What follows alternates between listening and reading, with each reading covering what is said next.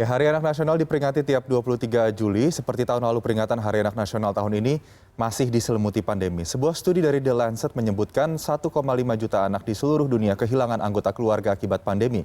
Bagaimana kontribusi negara dalam memberikan perlindungan bagi anak terdampak COVID-19?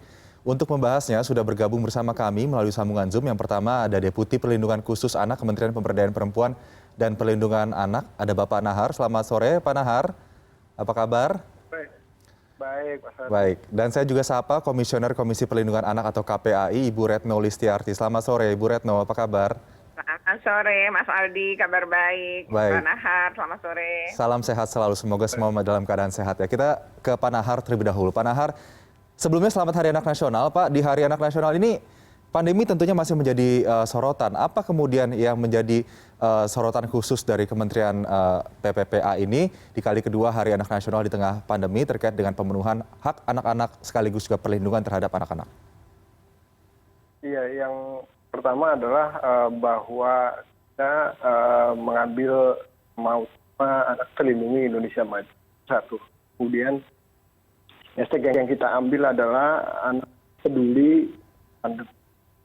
Ini menjadi kunci kita bahwa anak-anak harus menghadapi situasi, lalu kemudian juga tentu dengan kesiapan itu hal-hal yang sudah dibuat banyak protokol dan segala macam itu salah satunya adalah yang tadi disampaikan bahwa semula mau ada pelajaran tatap muka, lalu kemudian kondisi seperti ini harus menyesuaikan kembali. Ini hal-hal yang harus juga dipahami oleh anak-anak, sehingga anak-anak juga punya peran untuk menangani situasi yang masih baik. Oke, jadi di sini adalah mungkin bimbingan ya, guidance bagi para orang tua untuk menyadarkan anak-anak pentingnya protokol kesehatan dan lain-lain. Tapi untuk pemerintah sendiri bagaimana saat ini hadir untuk melindungi berbagai hak-hak anak-anak yang tentunya ini anak-anak menjadi kelompok rentan. Tidak hanya soal kesehatan tapi juga dampak-dampak lain sosial ekonomi termasuk juga pemenuhan hak anak-anak yang ditinggalkan oleh orang tuanya mungkin karena terpapar COVID-19 atau mungkin menjadi korban meninggal dunia karena COVID-19. Oh iya, sejak awal pandemi tentu kita misalnya di awal 2020 kita yakini bahwa ada beberapa hal yang harus kita antisipasi. Salah satunya adalah kemungkinan ada anak-anak kita yang satu atau kedua orang tuanya COVID-19 atau anak itu sendiri. Karena begitu orang salah satu atau dua-duanya misalnya terpapar COVID, itu pola hubungan antara anak dengan orang tua harus berubah, ya kan? Harus berubah. Misalnya apakah boleh satu rumah atau bagaimana caranya ini yang kemudian melahirkan beberapa protokol terkait dengan anak dari mulai B1 terkait dengan data anak, lalu kemudian yang kedua itu terkait dengan pengasuhan, pengasuhan yang orang tuanya terpapar, lalu yang meninggal dunia. Jadi dari sisi pencegahan sudah dilakukan, lalu kemudian beberapa upaya lainnya tentu kita mengupayakan ketika ada persoalan-persoalan dilakukan, tentu sistem yang ada harus teraktivasi sehingga hal-hal yang kita khawatirkan itu bisa dijawab oleh sistem masyarakat. Saya langsung lempar kalau begitu ke Ibu Retno. Ibu Retno, saat ini melihat atau menakar sistem yang sudah dicanangkan oleh pemerintah untuk memberikan perlindungan terhadap anak yang terdampak pandemi COVID-19, baik secara kesehatan maupun secara hal-hal lain yang sifatnya sosial ataupun pendidikan hingga ekonomi. Bagaimana Bu Retno menilainya? Ya, pertama sih ada beberapa catatan ya. Untuk yang pertama adalah catatan terkait dengan pendidikan misalnya. Itu kan kalau di catatan kami sepanjang pandemi ya, itu sudah terjadi angka putus sekolah yang meningkat gitu ya, karena beberapa sebab. Di antaranya karena ketidakmampuan membayar SPP, kemudian karena diajak bekerja oleh orang tuanya, dan juga karena menikah. Jadi terjadi juga peningkatan usia anak. Untuk KPAI di pengawasan kami menemukan 119 kasus pada 2020, dan per April 2021 ya, Januari sampai April itu sudah 33 kasus, misalnya perkawinan anak ya, anak yang putus sekolah karena menikah, kemudian anak yang putus sekolah karena bekerja, dan anak yang putus sekolah karena tidak mampu membayar SPP, serta anak yang putus sekolah karena kecanduan game online pun ada di data kami. Yang kedua adalah terkait dengan layanan kesehatan dasar. Untuk layanan kesehatan dasar ternyata terjadi penurunan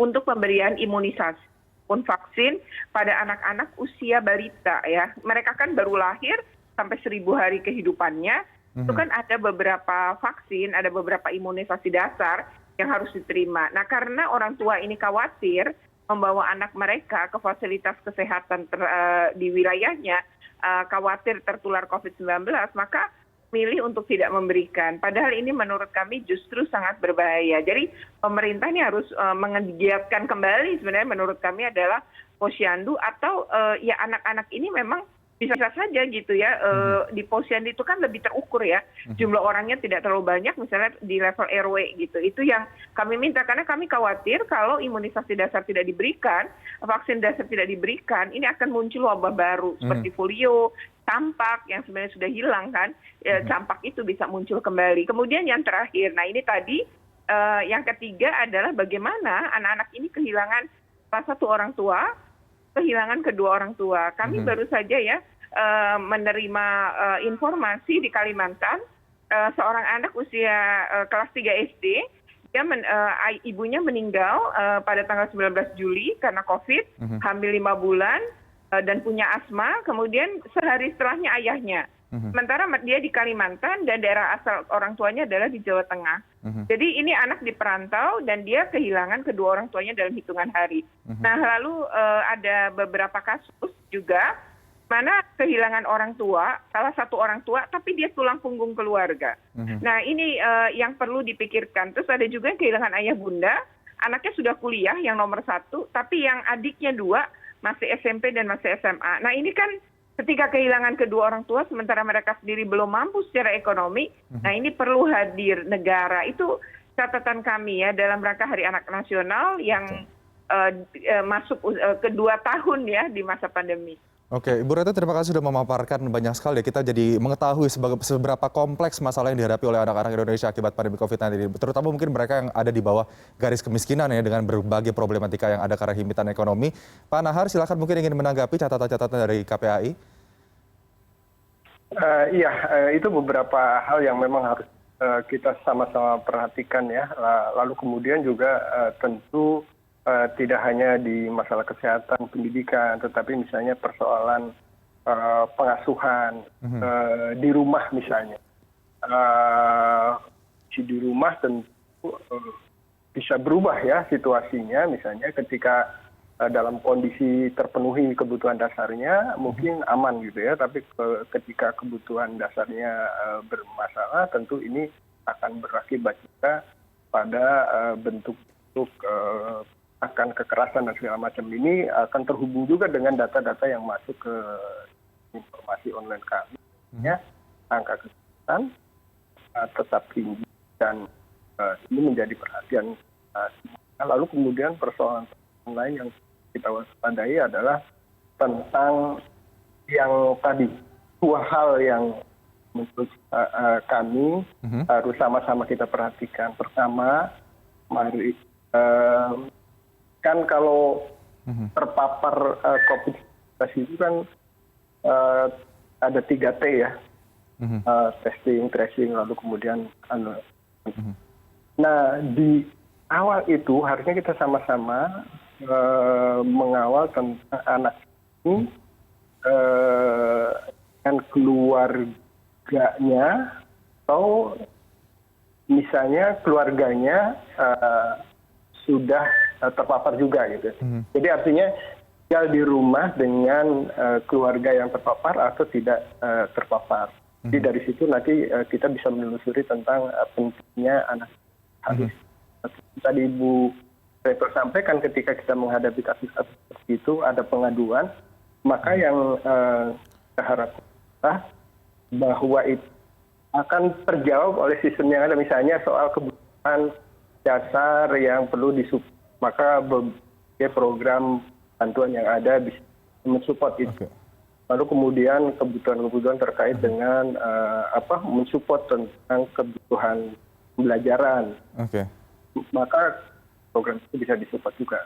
Oke, baik. Saya selanjutnya mungkin terakhir saya minta tanggapan dari Ibu Retno. Bu Retno, ini artinya karena pandemi COVID-19, generasi anak-anak kita masa depannya terancam ya dengan berbagai masalah kompleksitas yang mungkin terjadi karena pandemi ini, kemudian membuat mereka jadi rentan terhadap masalah sosial ekonomi ataupun kesehatan. Bagaimana kemudian kita bisa meminimalisir dampak tersebut kepada para anak-anak kita, Bu Retno? Ya, memang anak-anak ini adalah kelompok yang rentan. Kalau kami mendorong agar pemerintah sekarang mulai mendata ya. Mendata menurut kami adalah Kementerian Kesehatan kan bisa ketahuan ya. Misalnya yang terkena COVID-19 kemudian meninggal, mereka usia produktif dan mereka memiliki anak-anak nggak? Kalau memiliki anak-anak di bawah umur, berapa anaknya, kemudian pemetaan daerahnya di mana. Ini untuk penting adalah agar melibatkan pemerintah daerah juga. Karena kan lebih efektif ketika itu dilakukan di wilayah tempat ya, yaitu di pemerintah daerah. Saya rasa kita nggak bisa diam gitu. Ini COVID ini bukan sekedar angka, bukan sekedar angka-angka statistik, orang meninggal tiap hari, orang terkena, orang sembuh, tapi bahwa ini ada nilai kemanusiaan, bahwa di sini ada sisi kemanusiaan yang anak-anak ini tidak sebagai kelompok rentan, mereka tidak berdaya ketika salah satu atau kedua orang tuanya meninggal. Jadi kita sekarang juga perlu memikirkan bagaimana nasib anak-anak ini bahkan jangka panjang ya, jangka panjang, masa depan mereka masih panjang, dan siapa yang mengasuh mereka nanti, itu semua harus dipastikan dan memang negara harus hadir.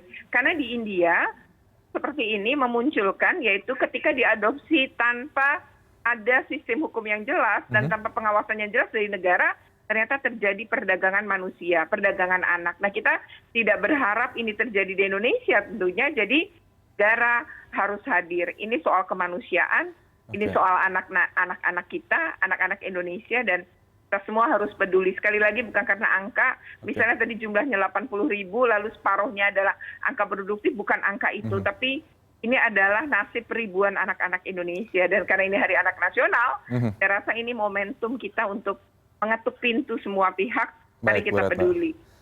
Baik, artinya kita semua harus bekerja sama ya, pemetaan dari daerah harus dilakukan terkait siapa-siapa saja anak-anak yang terdampak akibat pandemi COVID-19 ini dan memberikan bantuan negara hadir sehingga masa depan anak-anak bangsa tidak terancam meskipun ada di tengah wabah pandemi ini. Untuk sementara terima kasih para narasumber sudah bergabung, Ibu Retno Listiarti, Komisioner KPAI, dan juga Bapak Nahar, Deputi Perlindungan Khusus Anak Kementerian PPPA sudah bergabung bersama kami di CNN Indonesia Newsroom sore hari ini. Selamat Hari Anak Nasional, salam sehat selalu. Terima kasih.